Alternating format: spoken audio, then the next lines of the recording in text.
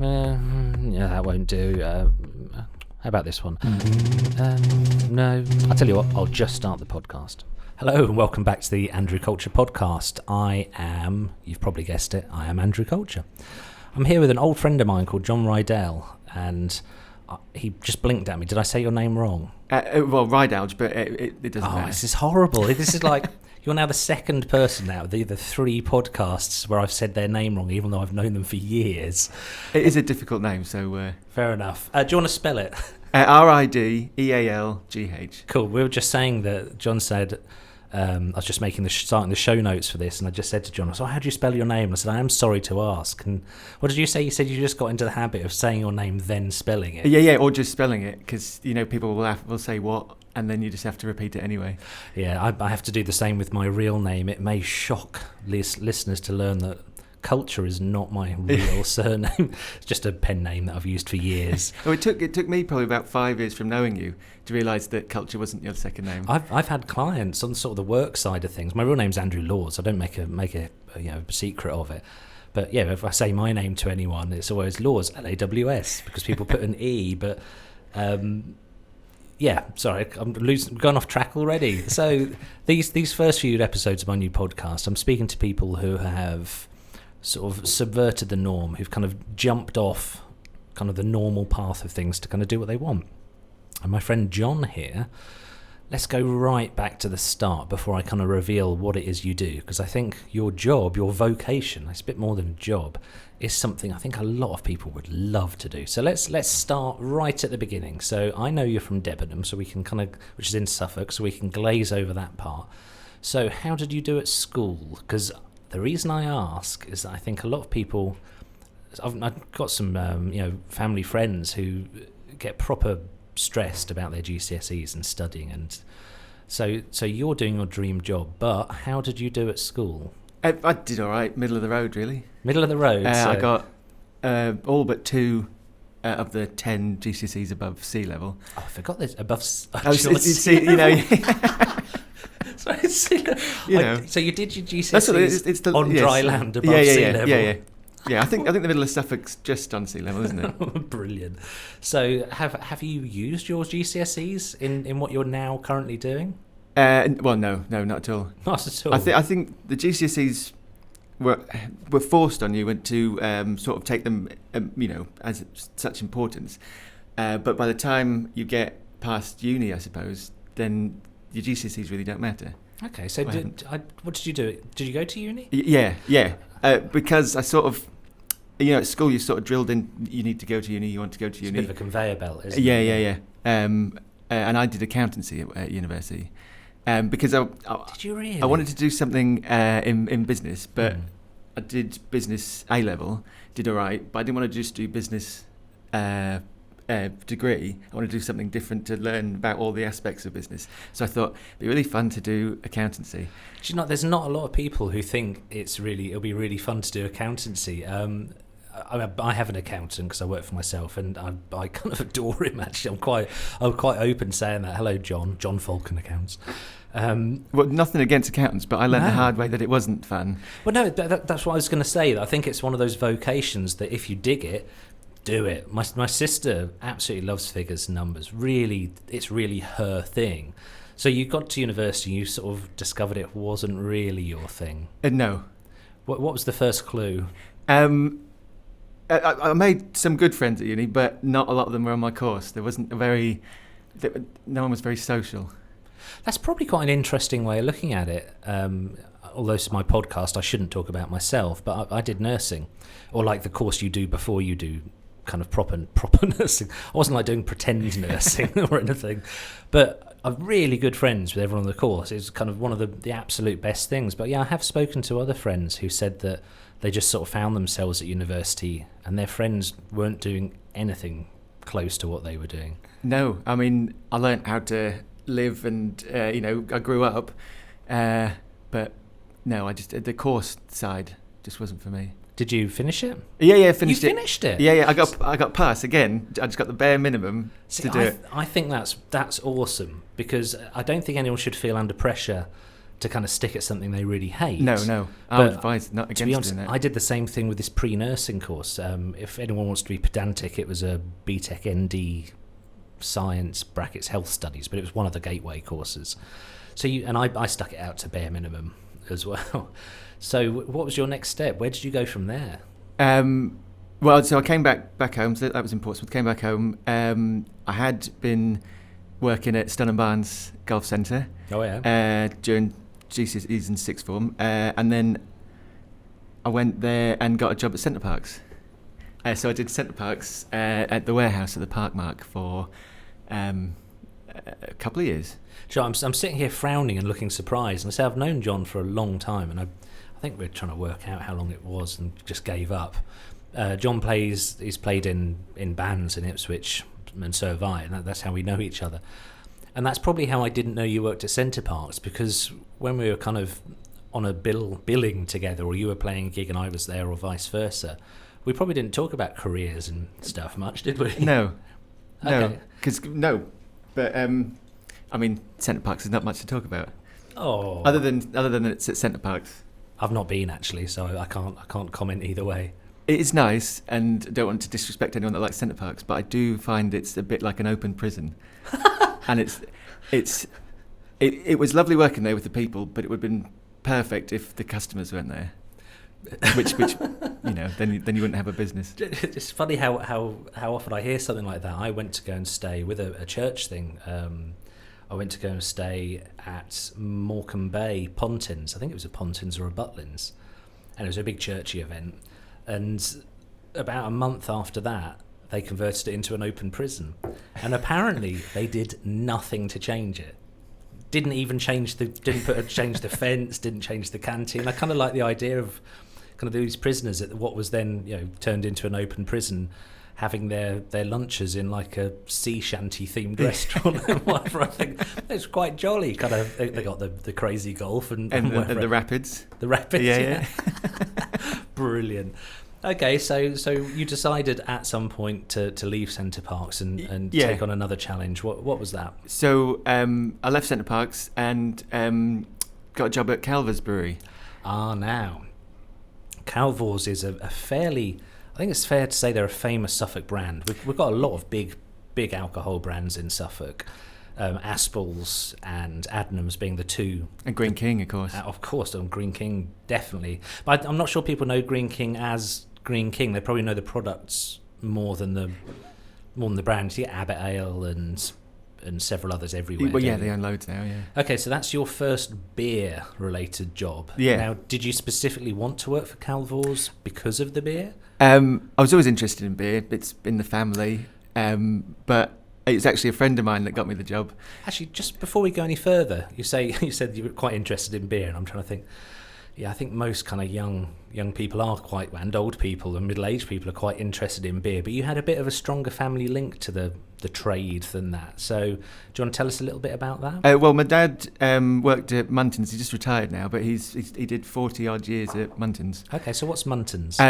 Muntons is a well-known Suffolk maltings company. There's about 3 or 4, but East Anglia's one of the best barley growing regions in the world, especially in Europe. Is it really? Yeah, and a lot of barley comes in. Barley comes in to maltings that are in East Anglia.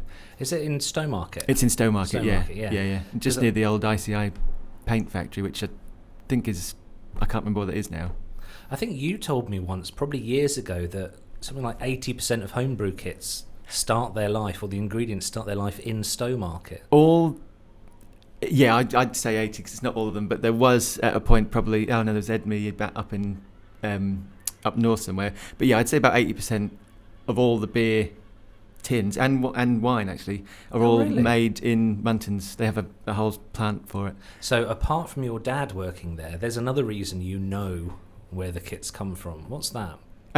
So after Calver's, I set up a shop on Norwich Road, a homebrew shop, Brewer's Barn. Brewer's Barn, which I remember very fondly. That was 2012. Yeah, 2012 we started. Wow! So that was your first taste of working for yourself. Was it always part of the plan, or did you sort of? Yes, sort of. it was part of the plan to, well, not plan. I mean, at that time, I didn't have any idea, but I wanted to do something on my own, and saw a gap in the market for homebrew, which was on the ascendancy then in 2012. It's sort of plateaued now, but I mean, it's still quite popular. And just got a business plan together, and thought this could work. I think there's a lot of people, especially mutual friends of ours, who you started on the path to home brewing, who are definitely still doing it. Yeah. Rocky, who I accidentally referred to in another podcast a few days ago as my guitarist. He actually sent me a message about that. He's probably listening to this one as well. The guitarist, our fearless leader of the band I'm in. You set him off on that path, and now he's still very much into it. He sent me a picture a few days ago of I think it was a spaceship that he was making Guinness in. As I understand the Grainfather, Grainfather, it does look like a Wallace and Gromit style spaceship, yeah. It does, yeah. So Brewers Barn was there for how long? How long was Brewers Barn around? That was until 2018. Oh wow, 6 years. That's an impressive length of time for any storefront type business. Cool. So you're sitting here today, and we're recording this on a very hot day, the 11th of August 2020. Just like to date it so that when your grandchildren listen to this, or your great-great-grandchildren on some TV programme tracking their lineage, and this pops up, this podcast, there's a thought. So you're sitting there, and you're wearing a branded T-shirt. And what does your branded T-shirt say? Well, it's the Humber Doucy Brewing Company. Okay, and what is your relationship with the Humber Doucy Brewing Company? So I'm the brewer and owner at the Humber Doucy. It's your brewery. Yes. That's awesome. Was this another kind of gap in the market thing, or was it kind of... Well, this was a plan that was sort of fermented a long time ago, over that Good sort pun. of 6 years. Yeah. So much so I didn't even realise. You're a natural. But all the things sort of clicked in place. So I had the name and the idea and a lot of the recipes by then, but you need a place, you need funding, investment and things like that, which sort of eventually sort of got into place. See, that's what amazes me, because I can see that a lot of people like the idea of having a brewery and very much like the idea of starting one, but it's really not a straightforward thing. I mean, when you got your shop, you would have had to find premises. You always have to do premises up because they're always knackered. Yeah. Then you have to get stock, and there's certain things, but once you're up and running, it's pretty much keeping the stock there, keeping your customers happy and motivated, and kind of hoping for the best largely. But a brewery, that's something else. There's quite a lot more to that. How many people have you got working with you? So it's just me at the moment. Just you? Yeah. Well, so we went in it with my dad, but he's retired and obviously can't do a lot of the heavy lifting. But he's very good at drumming up business, and he got a lot of the investment as well. Oh, cool. Through. So we have a sort of we call them beer ambassadors. So there's about 42 investors who put little in, some put a lot in, and it means that straight away we had a little market anyway. Of course, just with your investors. So this is sort of the crowdfunding phenomenon. It's probably not a phenomenon now. It's just a thing, isn't it? It's just kind of what we're used to. So that I wouldn't say it made it easier, because it's never going to be easy. But perhaps back when you started your shop, the idea of getting investors for a business, it was not that straightforward. You used to have to go to a bank and then kind of be beholden to the bank, really. Yeah. So how did you come up with the idea of the crowdfunding?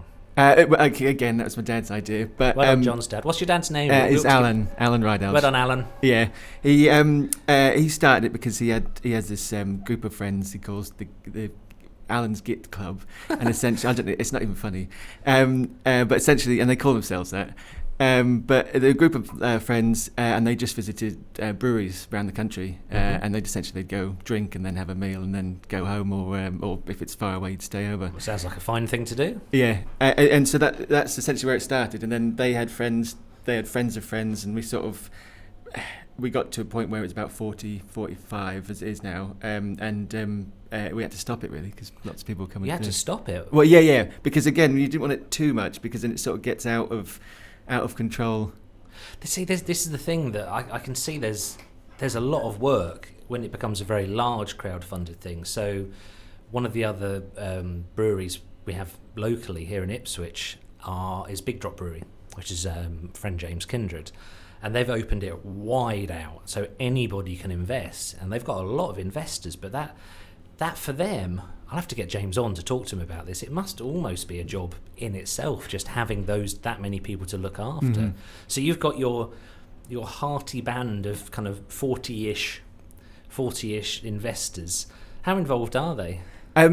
Well, they're buying the beer, which is the main point. That sounds like the ideal kind of thing. Yeah. Right, you go invest so we can start a brewery Yeah. and then buy the beer. Yeah, Sounds yeah. like you've got it pretty well Perfect. sewn up Yeah. there.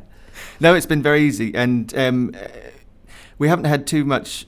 Well, we've had interest, but we can't really have a lot of help at the moment anyway.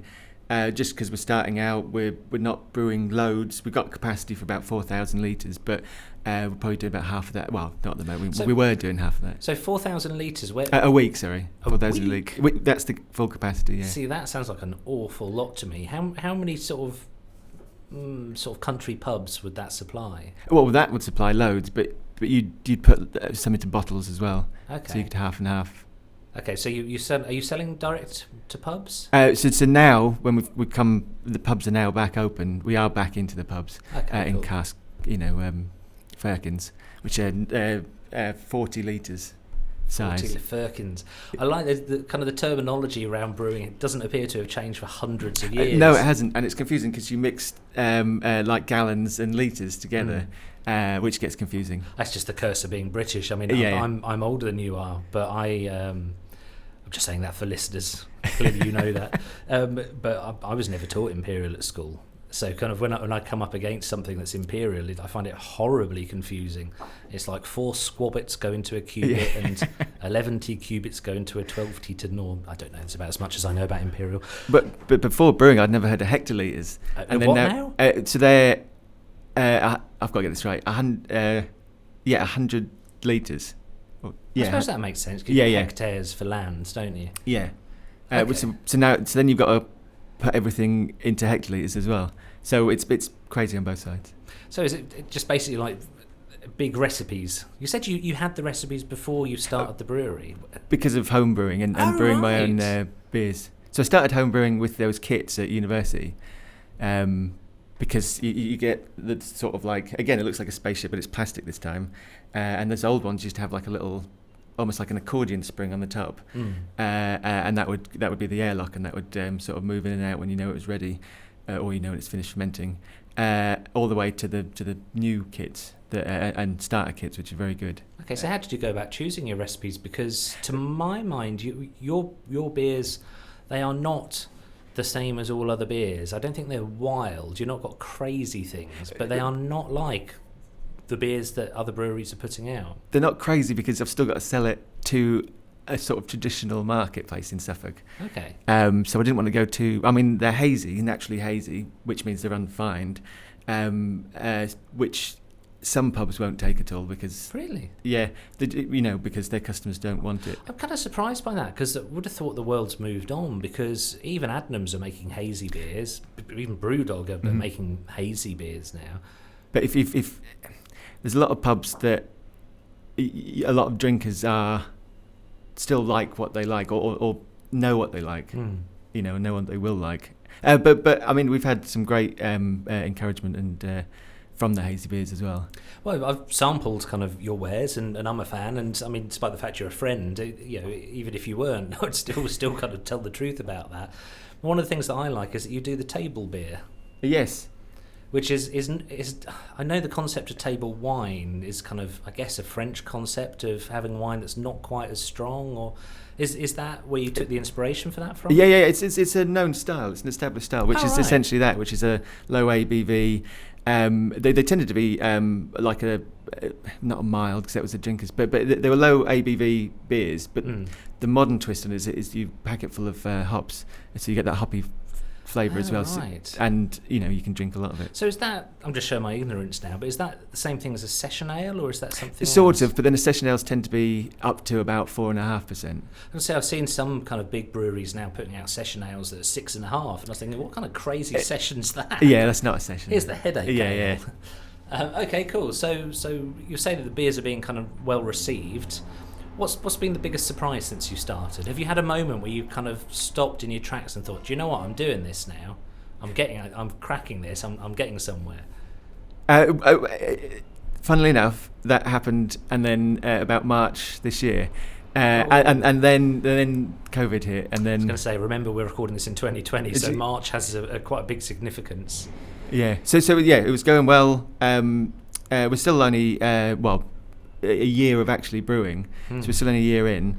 But yeah, all the pubs stopped straight away. It took me a couple of weeks to realise, or both of us, a couple of weeks to realise that if we just pushed it on the bottles, the home pub we had, which was some Munchie Seeds or Biltong, all Suffolk producers. This is the pub in a box. Pub in a box, yeah. That's the first thing I ordered. Yeah. When I must confess, I found out through a friend that you'd got up and running. I was about to say finally, which I infer no negativity, but kind of knowing you for a long time, it was kind of inevitable. When Rocky, a mutual friend, told me that he'd started a brewery, I wasn't massively shocked. It was like, oh right, he's done that then. he's got to it. Yeah, and that was the first thing I ordered, the pub in a box, because I just think it's a great concept. Yeah, and that went well, and so all up until now the pubs are open. All the orders have been to home deliveries, and it's been really encouraging. Okay. So we didn't lose too much revenue. We lost a bit, but enough to keep going, and the government grant that you get given as well, which helped. Okay, I'm really pleased. That's a really encouraging thing to hear. So, do you think? What would your 15-year-old self say if 15-year-old John knew that you were now running your own brewery? He probably wouldn't have been too bothered. No. You're a fairly relaxed kind of guy, to be fair. It'd been, yeah, I would have expected that. And no, I don't know. It's always something that I wanted to do, and I've always been interested in beer and brewing. I wouldn't have thought it was possible back then, but also back then, which would have been early 2000s, the idea of smaller breweries, like the amount of smaller breweries and the interest in smaller breweries wasn't there because of the Small Brewers Business Rates Relief, which was 2002, I think. Okay. Gordon Brown, and that encouraged the growth in the market. And then you also had the American beer revolution sort of thing, which you get all these nice hoppy beers from. Amazing in America. Kind of grew up under the false assumption that Americans don't get real ale.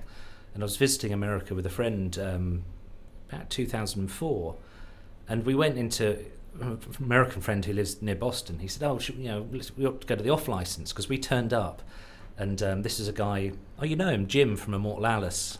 Remember them? Yeah, I do remember. Yeah, I went to go stay with him, and while they were touring with us and my band in the UK, we got given Stella everywhere we went. So we went to America, and we sort of turned up, and he was really pleased. He said, look, I've got you a 6-pack of Stella. It cost me about $30. We're like, oh no, we only drink that because it's just like the cheap stuff that everyone just gives you. So the next day he said, right, well, I'll take you to a proper off-license. And I was expecting off-licenses, if you're not in the UK and you're listening to this, most off-licenses here are, I don't know, not very big. 4 or 5 metres by 4 or 5 metres. We're both looking around at the room, about the size of my studio here, which of course no one can see. No. And he took me to somewhere that looked like B&Q. It was huge, absolutely massive. I couldn't believe it. It was like aisle after aisle after aisle, and there was like a whole section just from Frank Zappa's brewery. And it's complete. They're leagues ahead of us in terms of how much real beer they produce, and they were doing all the recyclable bottles that we're only now sort of cottoning on to. Okay, so cool. So you made it through COVID, which of course I and I'm sure everyone else is very pleased about. So what's the next step? Well, again, we're still only 1 year in, so so I don't want to rush you. Yeah. Take your time, John. We got a 3-year plan and then a 5-year plan. So it's just to grow, become sustainable as a business, and see what comes. I mean, we've got some loads of ideas that we want to start implementing. Well, if kind of the pub in a box is the first one of the ideas, I look forward to seeing the rest. So what's the biggest lesson you've learned so far, do you think? Business plan. Always refer to your business plan, or keep referring back, because you'll forget some of those ideas. But once you've got a solid business plan, just keep going, and don't listen to the 4 o'clock. You've woken up at 4 o'clock in the morning and you're being told by yourself to what you're doing. This is going to go wrong. Don't listen to that guy, and just keep persevering. Really, that's a good message. Actually, don't listen to the 4 o'clock in the morning guy. No. That guy's an idiot. That guy for me always needs the toilet, because I'm that old. Okay, John. I've got a few questions here. I'm going to ask how goal orientated you think you've become since you started your brewery, because it's not your first business. No, goal is in survival of the business. I suppose that's the main goal to begin with. Well, I think that's it. That's fair, because there's some people who kind of start a business, they do it to become billionaires. Not a lot of owners will become billionaires. There's not a lot of even millionaire brewery owners. I don't think. There's a few of the younger ones that have done well, like Beavertown, Cloudwater, Magic Rock, where you can sort of get to a certain level and sell it out to a big company. But no, this is what I want to do. So this is your vocation now. Yeah. Cool, I like that. So I was going to ask you what success looks like. From the sounds of it, you're kind of there. I was saying, like, keeping the business self-sustainable. Would that be a fair vision of success? Yeah. Well, success in this. Yeah. The way I judge it, if I can, be completely self-sufficient, and I think that's right. See, I think it's funny how we kind of view our own success, because I'm looking at your brewery and I see success. That's it. I don't sort of need to see any deeper. You're running a brewery, which is something you wanted to do, and that is success. So it's always kind of interesting to kind of hear kind of, what other people's opinion of that is. If I can get to 5 years, no problems, then I'll think about thinking it as success. Purely because you never know what's coming around the corner, and you just got to plan for that. And you can't plan for things like COVID, but you've got to. Yeah, but that's proof that you can plan for what you can plan for, but you've already coped with the biggest sideswipe, the biggest rug being pulled up from under you that any business could have to deal with. The great thing is, unique to beer, is that people will buy beer in bad times and buy beer in good times. It's a good job you're not selling champagne or something. Well, exactly. Cool. Okay. I have one really odd question to ask you, and you don't have to answer it. You can just give me an up yours if you want, which would be really out of character actually for you. But what truth do you know about yourself that's in direct contravention to how you believe other people perceive you? I don't really understand the question. If I give you my answer... Yeah, please. I think a lot of people perhaps think I'm quite confident and quite loud, but I don't see myself that way at all. Well, same for me. I think that's true for everyone, isn't it? I think you come across as an incredibly relaxed, very focused person. But I didn't have any coffee because I'm so nervous and shaky at the moment, so...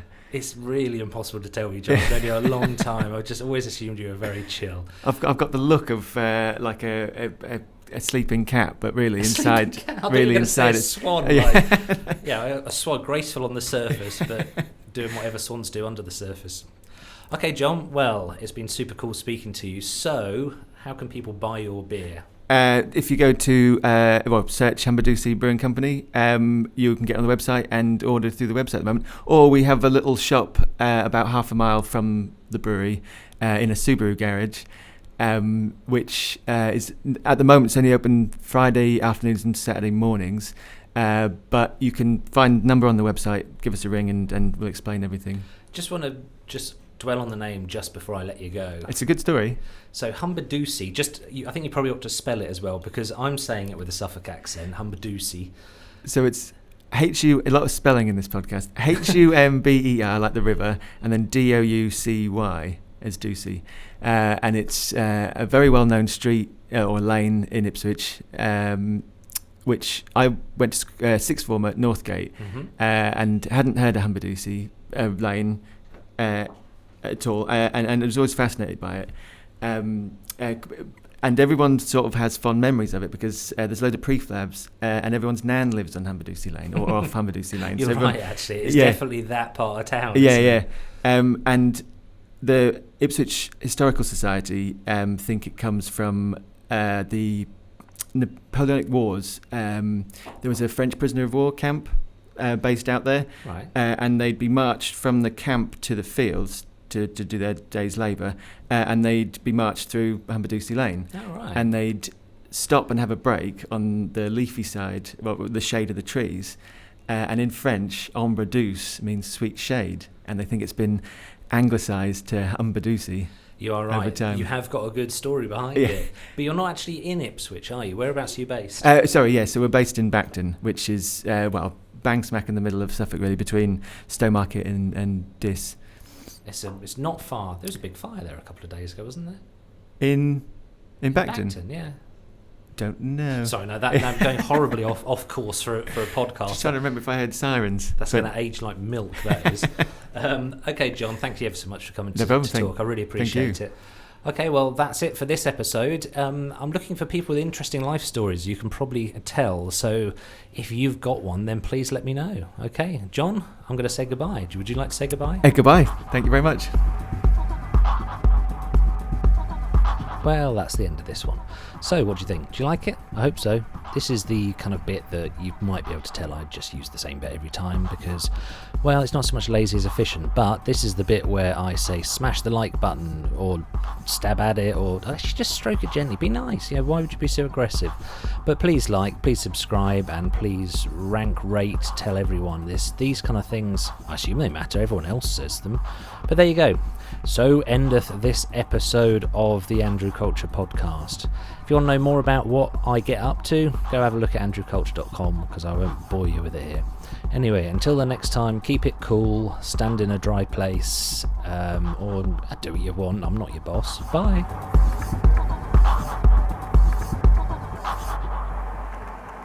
We don't know for sure. I think weather can be changeable.